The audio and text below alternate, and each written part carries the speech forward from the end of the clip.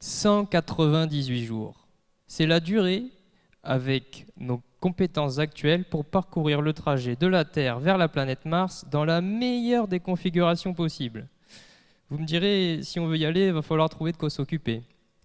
Et si je vous disais que filmer votre vie en direct depuis l'espace afin que vos amis puissent jalouser votre quotidien serait possible? Imaginez déjà votre compte Instagram, The Space Influencer. C'est une des éventuelles applications auxquelles mon sujet de thèse peut être amené à répondre. L'enjeu de ma thèse consiste à réaliser un circuit microélectronique servant de récepteur pour un système de transmission de données fonctionnant à très haut débit et destiné pour des satellites de télécommunication. Oula, c'est quoi tout ce charabia?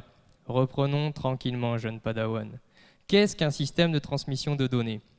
Je suppose que la plupart d'entre vous ont déjà joué au jeu de la balle, ce jeu où l'un des joueurs doit envoyer la balle vers le second. Eh bien, si c'est le cas, vous avez alors déjà été un système de transmission de données. Le premier joueur a pris le rôle de l'émetteur, tandis que celui qui devait la réceptionner, du récepteur, et la balle symbolisait la donnée transmise. Mais alors, c'est quoi la télécommunication? La télécommunication, cela correspond à la transmission d'informations à distance, simplement. Oui, pour réaliser ce circuit, il va falloir se relever les manches. Rassurez-vous, tel le légendaire pirate de l'espace Han Solo et ses tours de passe-passe plus surprenants les uns que les autres pour se tirer des pires situations, j'ai moi aussi quelques atouts dans ma manche. Le premier principe que je vais utiliser se nomme le verrouillage par injection. Ce principe permet de faire fonctionner mon circuit à une fréquence parfaitement stable en un claquement de doigts. Imaginez deux groupes de lucioles s'illuminant à intervalles réguliers mais de façon asynchrone. Au fur et à mesure que le temps passe, ces deux groupes vont se mettre à s'illuminer en même temps. On dit qu'ils se sont synchronisés par injection. Le second principe que je vais utiliser consiste à envoyer les données en entrée non pas sur une voie mais sur deux voies en parallèle avec un débit divisé par deux.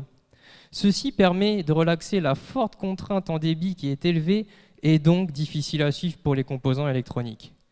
Mais ce n'est pas tout. Afin de protéger mon circuit des vilaines radiations cosmiques venant perturber son fonctionnement, celui-ci sera équipé de multiples blindages constituant son armure tel un pro-chevalier s'apprêtant à faire face au courroux de son ennemi gargantuesque.